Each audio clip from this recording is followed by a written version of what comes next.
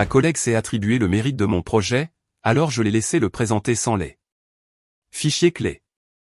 Je m'appelle Clara, j'ai 34 ans, et ma collègue a essayé de me voler le plus grand projet de ma carrière, juste sous mon nez. Avant de vous raconter comment je l'ai laissé entrer dans une salle de réunion et présenter mon travail à toute l'équipe de direction, dites-moi d'où vous me regardez dans les commentaires. Elle souriait toujours. C'était la première chose que l'on remarquait chez Emma, un sourire éclatant, large et confiant, capable de charmer un serpent. Elle était la coqueluche du bureau, et moi, j'étais celle qui faisait le travail, dans son coin.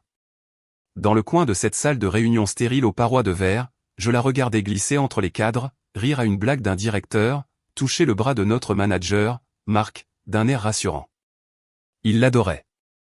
Il voyait son énergie, ses mots à la mode, sa confiance. Il ne me voyait pas, caché dans mon coin, l'architecte silencieuse de la chose même qu'elle s'apprêtait à revendiquer comme sienne. Elle pensait que c'était sa scène. Elle n'avait aucune idée que j'avais écrit le scénario.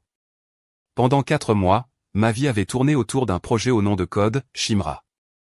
C'était un modèle logistique piloté par l'IA qui devait complètement réorganiser la chaîne d'approvisionnement de notre entreprise. Ce n'était pas juste un projet, c'était mon chef-d'œuvre.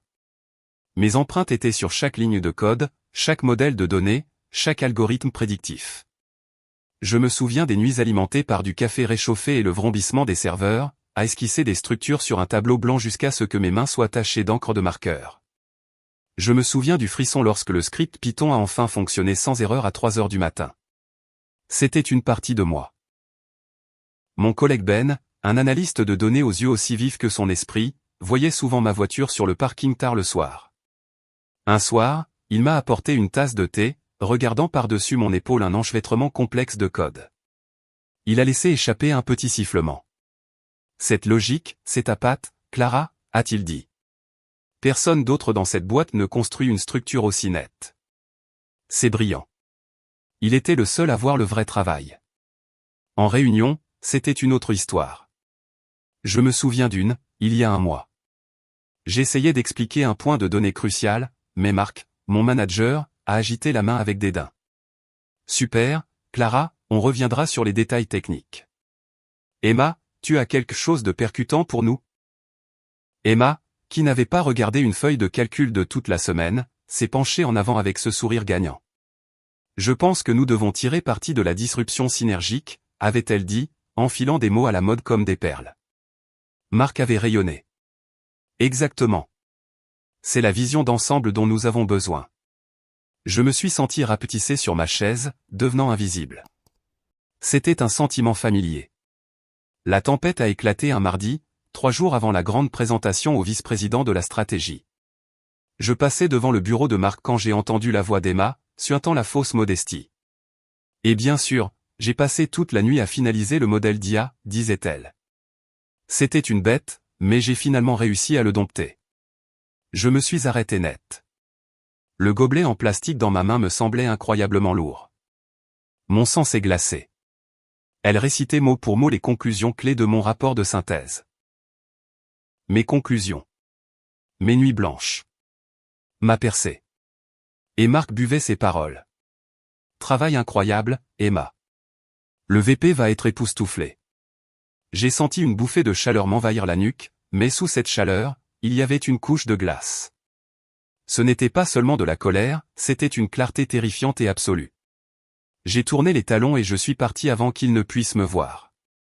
Je suis allé directement aux toilettes désertes du 3e étage et j'ai fixé mon reflet dans le miroir. Mon visage était pâle, mes yeux grands ouverts. Pendant une seconde, j'ai vu une lueur de blessure brute, de fureur. Je voulais crier. Je voulais foncer dans ce bureau et la démasquer. Mais ensuite, quoi? Ce serait ma parole contre celle de la coqueluche du bureau. J'ai pensé à aller au RH, un processus long et fastidieux qui se terminerait par une impasse du type « parole contre parole ». Emma s'en sortirait avec un sourire. En regardant mon propre reflet fatigué, j'ai réalisé quelque chose. Il ne m'avait laissé aucune voie conventionnelle vers la justice. Alors, j'allais devoir créer la mienne. La colère et la blessure ont reflué, remplacées par une résolution froide et dure. Je n'allais pas l'affronter. J'allais la laisser tomber tout droit dans un piège qu'elle avait elle-même créé. Je suis retourné à mon bureau. Ben a vu mon visage et a commencé à demander, « Clara, tu? » « Je vais bien, » ai-je dit, ma voix stable. Tout se passe exactement comme prévu. Cette nuit-là, mon appartement était silencieux, à l'exception du cliquetis de mon clavier.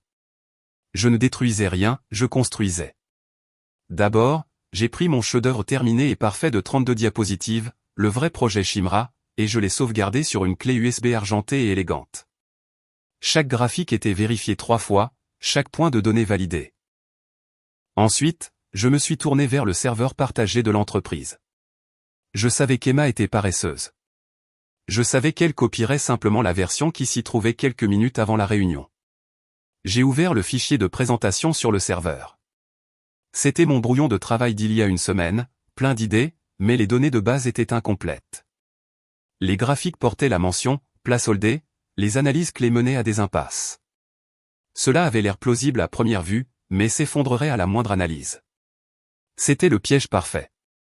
Mon dernier geste était ma police d'assurance.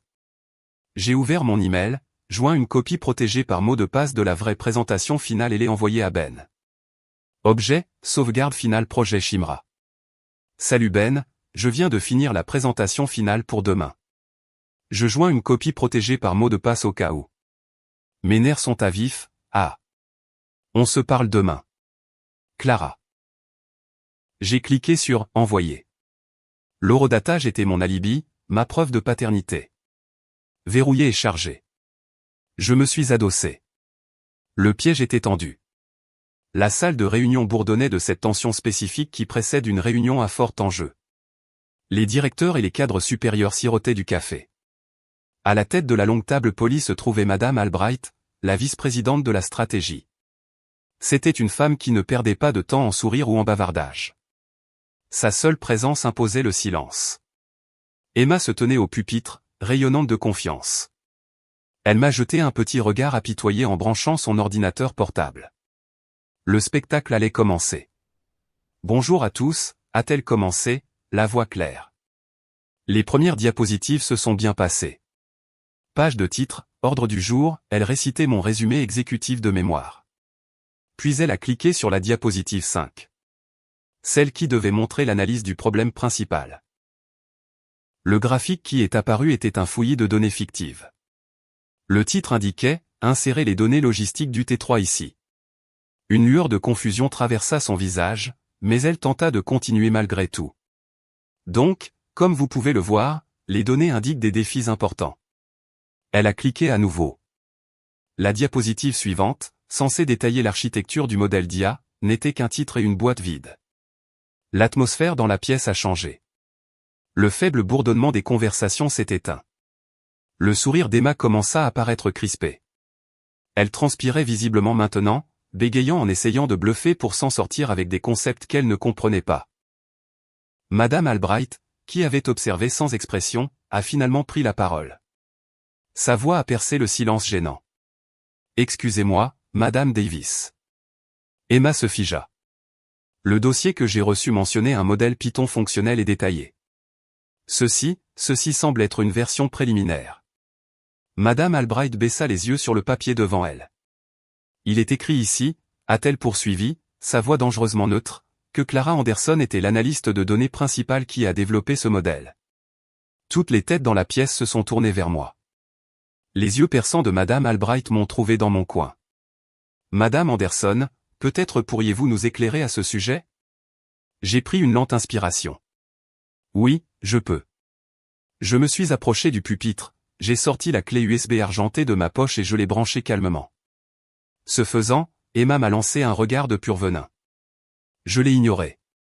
Ma présentation est apparue à l'écran. 32 diapositives d'un travail impeccable, détaillé et irréfutable. Je ne me suis pas contenté de lire les diapositives, j'ai raconté l'histoire derrière les chiffres. Quand un directeur a posé une question difficile sur les données aberrantes, j'ai répondu sans hésitation. Excellente remarque, monsieur, ai-je dit, ma voix claire et confiante. C'est le résultat du script personnalisé que j'ai écrit pour gérer les données anormales, qui résout précisément ce problème. Ce script n'était probablement pas intégré dans la version préliminaire sur le serveur.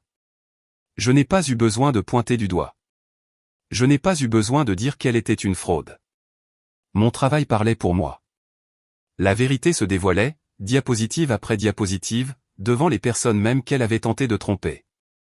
La dynamique de la pièce avait été complètement réécrite. Je n'étais plus la femme invisible dans son coin. J'étais l'experte. À la fin de la réunion, les applaudissements étaient sincères. Madame Albright m'a fait un signe de tête bref et approbateur. Alors que les gens sortaient en me félicitant, Emma m'a acculé près de la porte, son visage un masque de rage et d'humiliation. « Pourquoi tu m'as fait ça ?» a-t-elle sifflé, la voix basse et tremblante. Je l'ai regardée, non pas avec colère, mais avec une étrange sorte de pitié. « Je ne t'ai rien fait, Emma », ai-je dit calmement. « J'ai simplement présenté le travail final. C'est toi qui as choisi de présenter un brouillon. » J'ai fait une pause, laissant le poids de l'instant s'installer entre nous. « Tu n'as pas seulement essayé de voler mon projet, » ai-je dit, ma voix baissant jusqu'à un quasi-murmure. « Tu as essayé de voler mon avenir.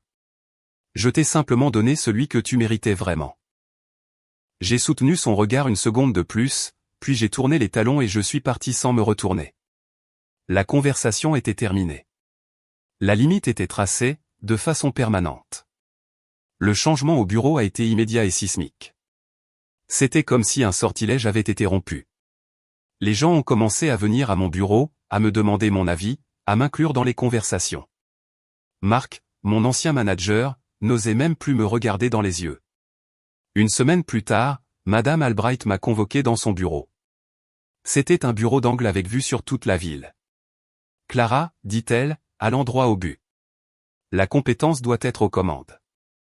Je vous nomme responsable officiel du déploiement national du projet Shimra. Vous me rendrez compte directement. » Le lendemain matin, un email à toute l'entreprise annonçait la démission d'Emma, avec effet immédiat. Plus tard dans la journée, j'ai trouvé une petite note pliée sur mon clavier. L'écriture était acérée et pleine de colère. Ce n'était pas des excuses. C'était quelque chose de plus honnête, de plus amer. Il y avait juste écrit « Tu avais raison. 6 mois se sont écoulés depuis ce jour. Je dirige maintenant une équipe qui s'appuie sur les fondations du projet Shimra. Parfois, au milieu d'une grande présentation, debout devant la haute direction, je pense à cette note. Je l'ai toujours, non pas comme un trophée, mais comme un rappel. Un rappel que la voix la plus forte n'est pas toujours la plus juste, que parfois, la seule façon d'être entendu est de laisser son travail parler de lui-même. Il m'a fallu du temps, mais j'ai finalement appris cette leçon. Et dans le doux vrombissement des serveurs et la logique nette de mon code, mon travail parlait désormais dans une langue que personne ne pourrait plus jamais voler. Merci beaucoup d'avoir écouté mon histoire. C'est une histoire folle, je sais. Je suis curieuse. Est-ce que quelqu'un a déjà essayé de s'attribuer le mérite de votre travail? Et comment avez-vous géré la situation? Dites-le moi dans les commentaires ci-dessous, j'adorerais lire vos histoires. Et si vous avez aimé, n'hésitez pas à laisser un like et à vous abonner pour plus de contenu. Ça aide vraiment la chaîne. On se retrouve dans la prochaine vidéo.